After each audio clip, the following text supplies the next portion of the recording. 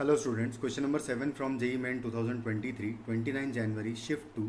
The question is let f and g be twice differentiable functions on R such that f double dash of x equal to g double dash of x plus 6x and f of 1 की value 9 है और 4 times g of 1 minus 3 is equal to 9 है, तो f of 2 equal to g 3 times g of 2 equal to 12 है.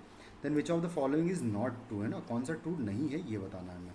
तो start करते हैं. सबसे पहले तो हम लोग क्या करेंगे, इसको इंटीग्रेट करेंगे. इस इक्वेशन को अगर मैं इंटीग्रेट करूँगा तो डायरेक्टली मैं लिख देता हूँ कि क्या आएगा, एफ डैश ऑफ एक्स आएगा equal to G dash of X आ जाएगा, है ना. डबल डैश का सिंगल डेरिवेटिव हो जाएगा इंटीग्रेट करने पर, और 6x का इंटीग्रेशन हो जाएगा 3x स्क्वायर, तो प्लस हो जाएगा 3x स्क्वायर और आएगा प्लस कांस्टेंट. अब कांस्टेंट की वैल्यू निकालने के लिए हमारे पास 1 पर वैल्यूज़ है दोनों, तो एफ ऑफ 1 हमको 9 गिवन है, और एफ ऑफ जी ऑफ 1 की अगर बात करें, जी डैश ऑफ 1 की, तो जी डैश ऑफ 1 जो है यहाँ से आ जाएगा 12/4 यानी कि 3 आ जाएगा.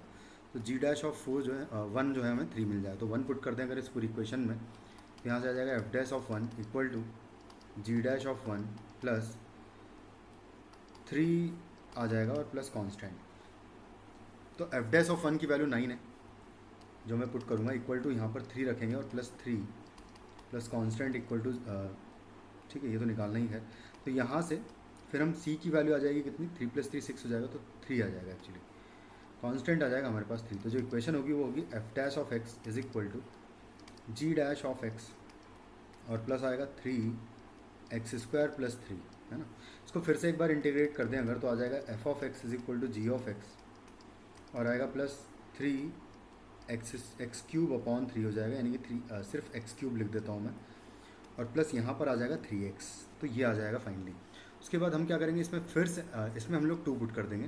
तो इसमें अगर 2 पुट किया तो ये हो जाएगा F of 2 equal to G of 2 और प्लस आएगा 2 का क्यूब प्लस 3 × 2 और प्लस कांस्टेंट भी आएगा, सॉरी यहाँ पर, तो प्लस कांस्टेंट लिख देते हैं. तो कांस्टेंट की वैल्यू यहाँ पर अगर देखें तो यहाँ पर कांस्टेंट की वैल्यू कितनी निकल कर आएगी, एफ ऑफ 2 की वैल्यू जो है वो पुट कर देते हैं हम लोग.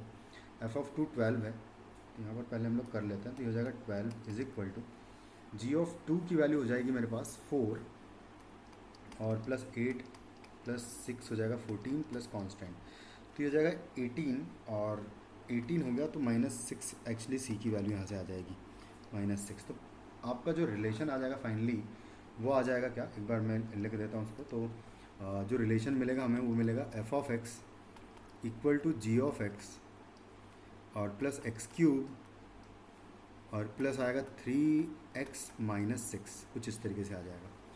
अब हम ऑप्शंस चेक करेंगे बारी बारी. तो मान लो कि ऑप्शन ए की बात करें, तो ए ऑप्शन में G of -2 minus F of -2 equal to 20 कहा है उसने, तो एक बार चेक कर लेते हैं.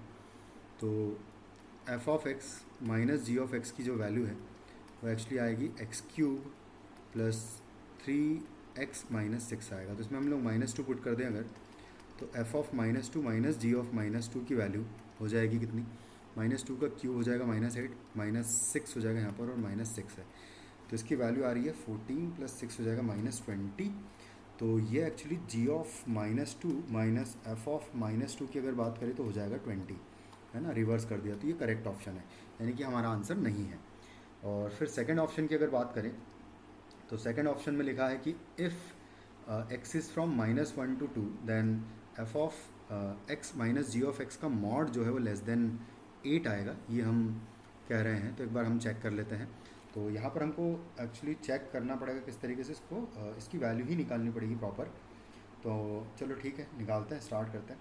तो जैसे मान लो कि अगर x की वैल्यू -1 से 2 है तो हम क्या करेंगे, और इसकी वैल्यू निकालनी है, सॉरी एफ एक्स माइनस जी एक्स की वैल्यू निकालनी है. तो यहाँ पर ये एक्चुअली क्वाड्रेटिक बन जाएगा. बी ऑप्शन में क्या बनेगा, ये F of X minus G of X, इसकी वैल्यू हमको निकालनी. ये क्या है, ये एक्स क्यूब है प्लस 3x है -6 है, और एक्चुअली ये हमेशा इंक्रीजिंग फंक्शन है क्योंकि इसका डिफ्रेंशिएशन अगर देखें तो ये आएगा, और इसका डिफ्रेंशिएशन में ये चीज़ हमेशा पॉजिटिव है, तो ये एक इंक्रीजिंग फंक्शन है हमेशा. और अगर इंक्रीजिंग फंक्शन है तो 1 पर -1 पर जो वैल्यू आ रही है वो मिनिमम हो जाएगी, और 2 पर वैल्यू जो आ रही है वो मैक्सिमम हो जाएगी. तो -1 से 2 एक्चुअली इस पूरे का रेंज पता लग जाएगा. -1 अगर पुट करेंगे तो -1 -3 -6, तो ये हो जाएगा कितना, -10। और जब मैं 2 पुट करूँगा तो मुझे मिलेगा 8 + 6 -6 यानी कि 8 हो जाएगा। तो इसकी रेंज आ रही है -10 to 8। और अगर -10 to 8 आ रही है इसकी रेंज -1 से 2 के बीच में, तो यानी कि ये हमेशा क्या रह रहा है, <8 रह रहा है। यानी कि ये ऑप्शन नहीं, सॉरी एक मिनट, इसने कहा है कि f(x) माइनस g(x) का value in the interval -1 to 2 is <8 है ना। हाँ, तो हमारा -1 पर एक्चुअली ये आ रहा है, ठीक है, और 8 पर 8 आ रहा है, सॉरी 2 पर हम लोग अगर 2 पुट करेंगे तो 6 -6 हो जाएगा 0, और 2 पुट करेंगे तो 8 हो जाएगा ये।